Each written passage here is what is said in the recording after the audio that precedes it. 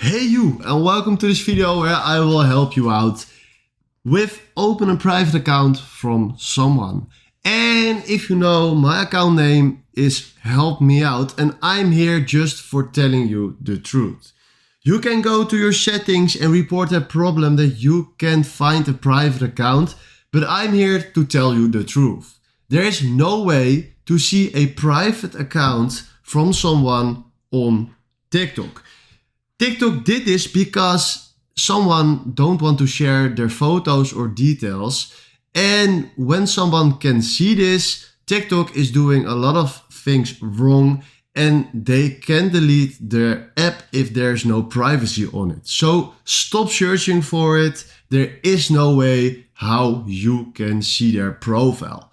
Alright, if you find this video helpful, please consider subscribing and give this video a like. And thanks for watching.